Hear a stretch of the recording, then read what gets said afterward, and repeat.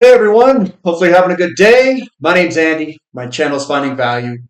Today we're going to do our daily technical analysis updated commodities. We'll work our way through the dollar, yields, precious metals and commodities ETFs that I follow. I'll interject my financial opinions as we go through it. If you need help with anything, check out finding-value.com. That's where I dive deeper into all these topics and subjects, looking for potential investment opportunities and sharing those opportunities with everybody in the community. We do have a coupon code special going on. So special is the coupon code. You get 50% off the first month only on a monthly membership, and a larger discount on the yearly membership. And you can switch from a monthly to a yearly if you'd like. Let's dive in, take a look, see what's going on today. We got the DXY here, weaker DXY, weaker dollar. Usually you see weaker yields with a weaker dollar, but we have yields going up today.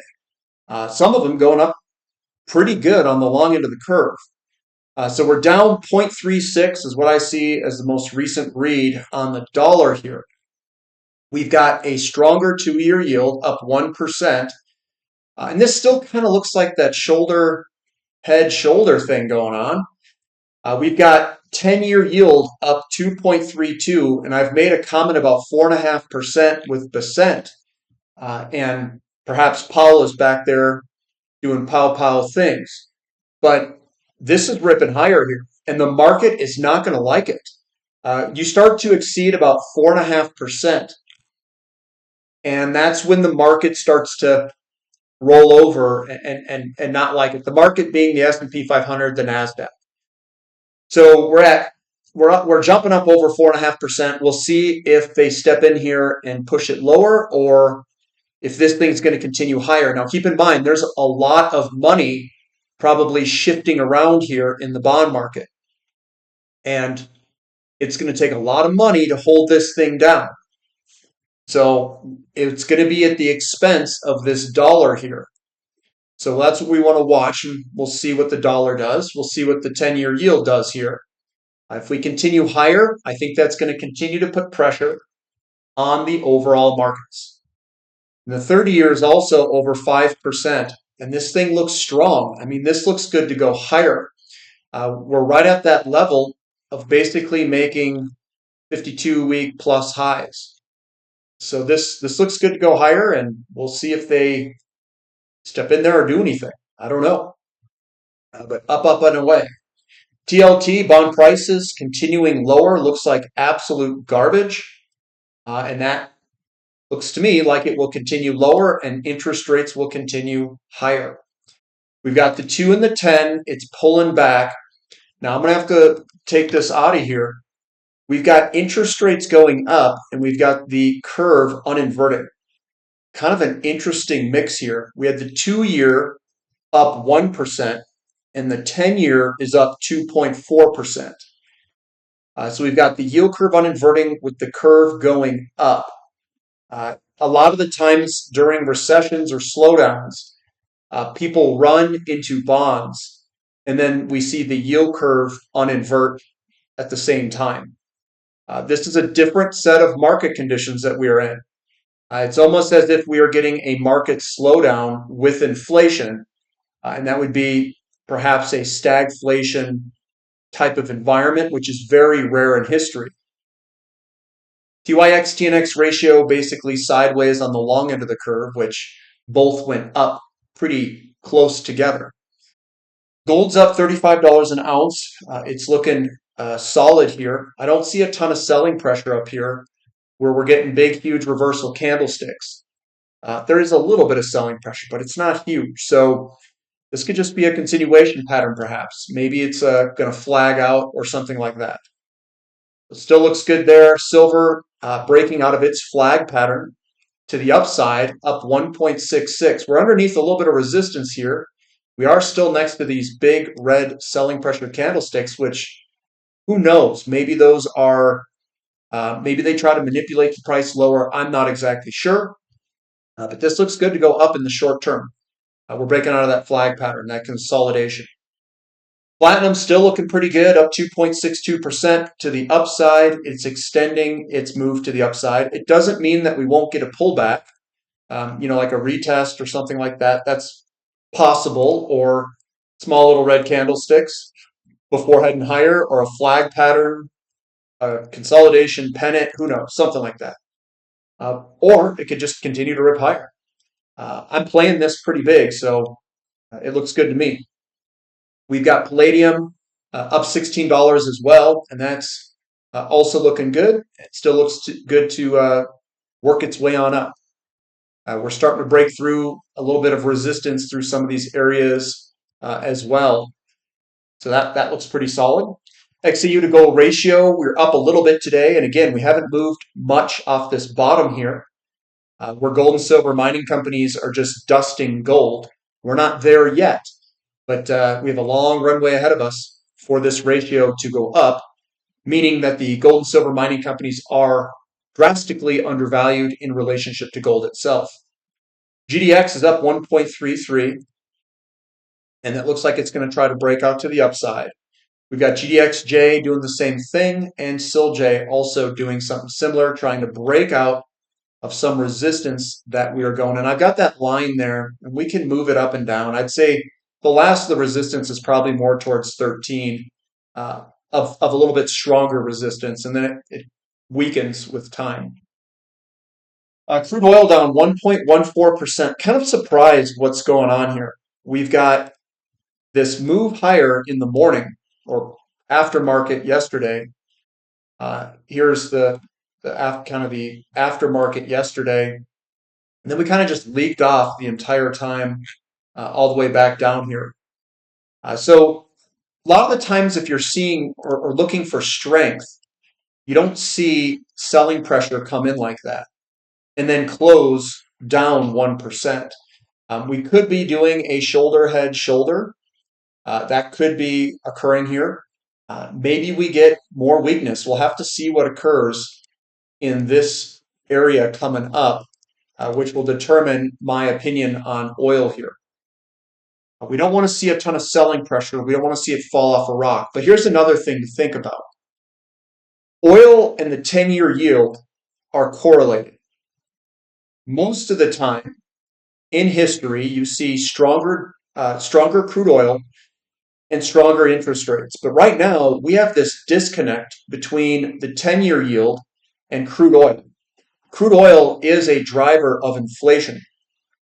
Could they be in there trying to push this thing lower? Maybe. I don't know. But we do have a disconnect between the 10-year yield and crude oil, and it's a pretty large one. TTF gas down 1.5, still looks good to work its way on up. Natural gas in America down a little bit. There's my little red candlestick that I drew yesterday. What a guess. There's the bloody nose. There's the little red candlestick. I drew it right there, right next to where it is. And then we can move on higher there. XOP, yeah, you know me. We're still getting some selling pressure here, and there's a little bit more selling pressure today. We also saw that the overall markets, the S&P 500, NASDAQ, were down quite a bit today. That may be having an impact on oil equities as well, on all the equities across the board. The faster they sell off, it could create margin calls, and those margin calls could impact most everything. But we do have a gap here that we haven't filled. Maybe we're going to fill that gap, and we'll have to see if there's more selling pressure here. If the selling pressure continues and we get these big red candlesticks, I'm going to have to take this guy out of here. OIH is also selling off kind of big, right at support, and we'll see if it holds, but I don't like seeing accelerating selling pressure. It was down 2.9%. I like seeing the small little reds pull on back like that. So I'm going to leave this up candlestick there. We'll see what kind of follow through we get after this candlestick. Newcastle coal futures up slightly, still looks okay to try to work its way around. It looks kind of like a shoulder head shoulder developing, very similar to what oil's doing. We've got Sprott Physical Uranium Trust getting some selling pressure, down 2%, and that does look like we've got some good selling pressure there. Again, the overall markets, the NASDAQ and the S&P also had selling pressure today. The uranium futures pricing moving sideways, still looks fine. We've got URA up 0.75, which is kind of surprising. We do have a reversal candlestick with a wick at the top. So this could pull back. URNM doing something very similar, and URNJ. And keep in mind too, this could be an inverted flag pattern where we head lower in the short term. That is definitely a possibility here for URNM and URNJ. And that could mimic what the overall markets are doing. If interest rates continue above that 4.5%, it could weigh on uranium sector as well. Nickel moving sideways, not much there, and I think it's trying to bottom here. We've got good support. Copper, we're up 0.3, and we're trying to break out of this downtrend, and we'll see if we can do that here. COPX up 0.6, still in this kind of big pattern, flag pattern going on here. Lithium down 0.94%. I don't like seeing, this is a bearish engulfing candlestick. What happened is in the early morning, we got strength in the early morning, and then it reversed and headed lower all the way throughout the day. That downtrend is still intact to go lower in the short term.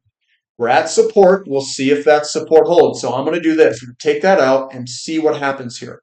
We're at support. We've got REMX also selling down 3.3%. That's a pretty big selling pressure candlestick.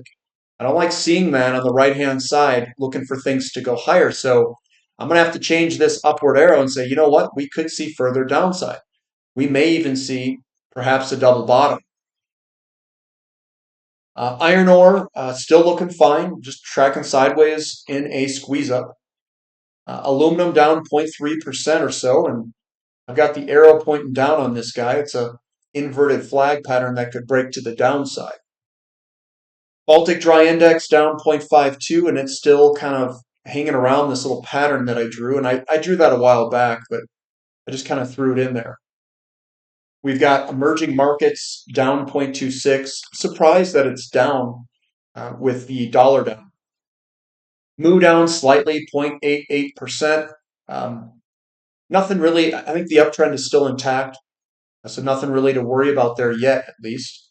But if the overall markets continue to sell off, we could see Moo and other ETFs that we watch be impacted by it, depending on how much they sell off.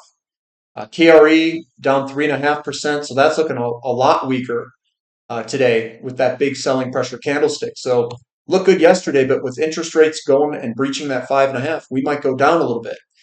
We could also be putting in maybe like a inverted shoulder, head, shoulder. Maybe they're all doing that. XHB down 3%, not looking too good. We got to remove the up arrow there, and we're getting a little bit more selling pressure here today. And usually when you get bigger red candlesticks, we could see follow through behind it. This hasn't reversed, and it closed quite strong to the downside. Russell also reversing. And again, it could be a shoulder, head, shoulder. We'll have to wait and see. And I'm going to take the upward arrow because we need to see what this looks like and see how much downside follow through it may have. We also have this gap there, this gap here that we have that could get filled. SPX down 1.6. We're still on top of support though. I'm going to leave the upward arrow. NASDAQ right at support. We'll see if it holds. If interest rates continue higher, look for weakness. SMCI, I've got a flag pattern flagging out there. Maybe it works like that. Maybe it doesn't with the gap. NVIDIA down 2%. Again, that still looks good. We're sitting on top of support, and it is flagging out at this time. It's just a flag pattern, or whatever pattern it decides to make.